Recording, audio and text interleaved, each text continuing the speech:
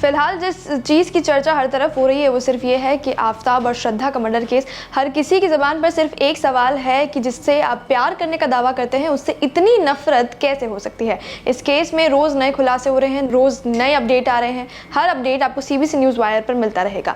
Delhi police ने dating app बम्बल से report तलब की है। पुलिस ने बम्बल से पूछा है कि आफताब ने अब तक कितनी लड़कियों के साथ संपर्क साधा है। दिल्ली पुलिस बुधवार को आफताब का नार्को टेस्ट करा सकती है। आफताब 5 दिन के लिए पुलिस रिमांड पर है। पुलिस के सीनियर अधिकारी ने बताया कि श्रद्धा के करीबी दोस्त लक्ष्मण को भी पूछताछ के लिए बुला लिया गया है। लक्ष्मण ने दावा किया था कि जुलाई में श्रद्धा से उसकी बातचीत हुई थी।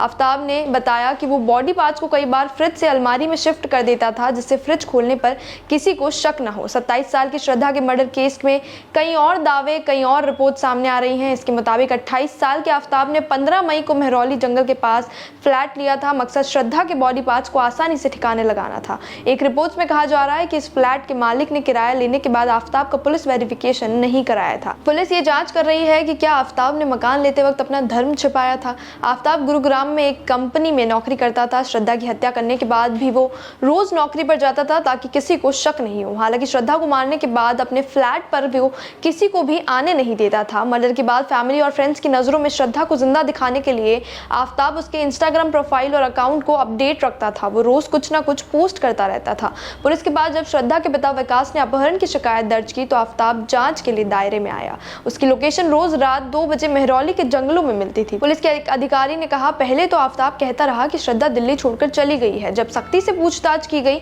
तो उसने हत्या की बात कबूली और पूरी कहानी बताई। पुलिस सूत्रों के मुताबिक आफताब ने पूछताछ में बताया, श्रद्धा को 10 दिन पहले ही मार देता, लेकिन झगड़े के बाद श्रद्धा इमोशनल हो गई थी, इसलिए उसे मारने का प्लान कैंसिल कर दिया। आफताब ने आगे बताया कि श्रद्धा ने फोन पर उसे किसी लड़की से बात करते हुए सुन लिया था, जिसके बाद दोनों की लड़ाई हुई थी। एक पुलिस अफसर ने कहा कि आफताब वेब सीरीज और खास तौर पर क्राइम शोज देखने का आदी था।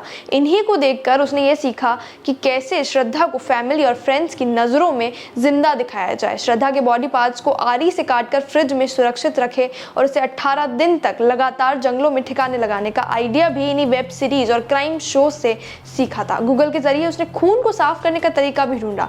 सूत्रों के मुताबिक आफताब ने पुलिस के सामने कबूला कि मर्डर वाले दिन यानी 18 मई से एक हफ्ते पहले ही आफताब ने श्रद्धा को मारने का मन बना लिया था। उस दिन भी श्रद्धा और आफताब का झगड़ा हुआ था। उसने कहा, मैंने 11 मई को ही उसे मारने की ठान ली थी, लेकिन वह अचानक से इमोशनल हो गई और रोने लगी, इसलिए मैंने तय किया कि अब इसे किसी और दिन मारूंगा। पुलिस पूछताछ में आफताब की दरिंदगी और हैवानियत की इंतहा भी सामने आ रही है। सूत्रों के मुताबिक आफताब ने जिस कमरे में श्रद्धा की डेड बॉडी के टुकड़े फ्रिज में रखे थे उसी कमरे में लगातार 18 दिन तक सोता रहा। इतना ही नहीं, वह रोज फ्रिज खोलकर श्रद्धा के कटे हुए सर को भी देखता था।